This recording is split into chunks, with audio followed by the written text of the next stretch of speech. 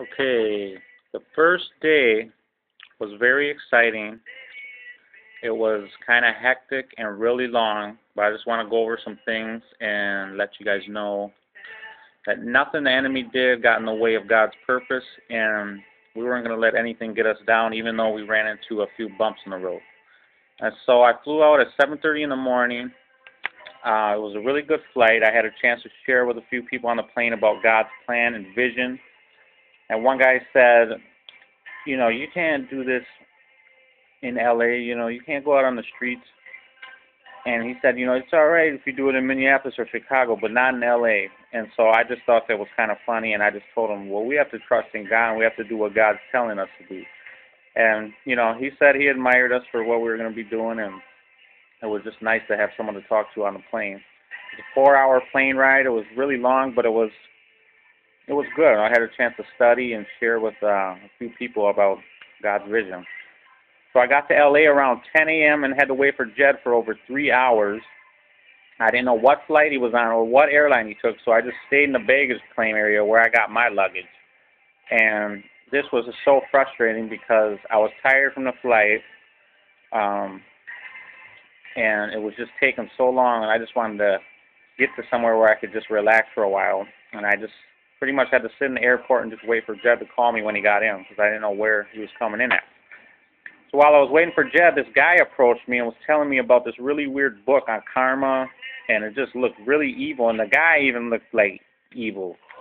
And after he left, all these weird things started happening. I just felt like it was the enemy, I don't know, through that guy. Maybe some demonic powers came and tried to hinder our time and what we were going to try to do.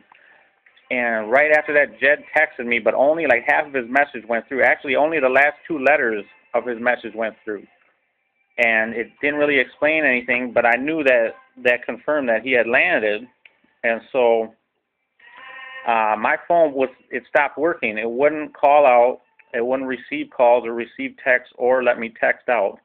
But it was receiving emails. And so I just was like, okay, Lord, what's going on? I prayed over it. And I took the battery out, put the battery back in, and then it started working. And so the enemy was just trying to get us down already on that, just as we first got there. But, God was good, and God made a way for things to work out.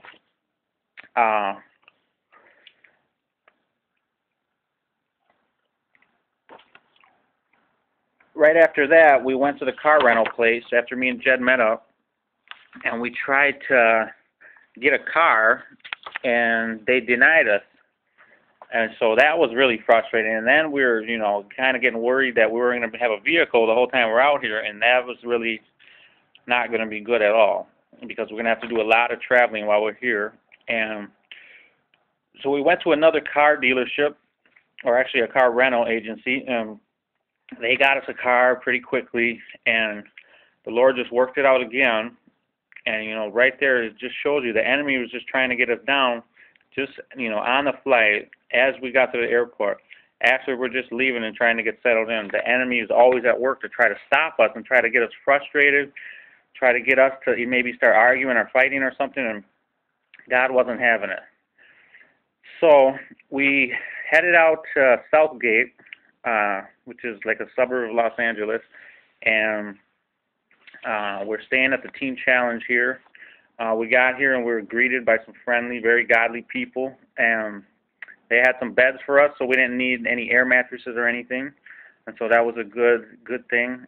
It's raining here, though. It's been raining all day, and that was kind of a surprise. And it's maybe 50-something degrees, and it's colder than you think for California, for someone who's never been here. And so last night we went to church with the people here at Teen Challenge, and it was really great. We had a great time. The worship was really good. The pastor had a good message. He spoke about being humble and how through your walking in humility, God will exalt you. And this message was just confirmation for me of many things God has been speaking to me about through other people. And it was like a combination of messages that I've heard over the last 3 or 4 months. And then in this one message, they were all like put together. And so the Lord was just reminding me about all these different messages and all these different words and things that He spoke to me in prophecies. And it's just amazing how you go halfway across the country and God is doing the same thing that He's doing back home. And so God is good and God is great and He's wonderful in all His ways. And even though we ran into a few bumps in the road, we also had, some small things where we had to go buy a space heater because it's kind of cold in the room here.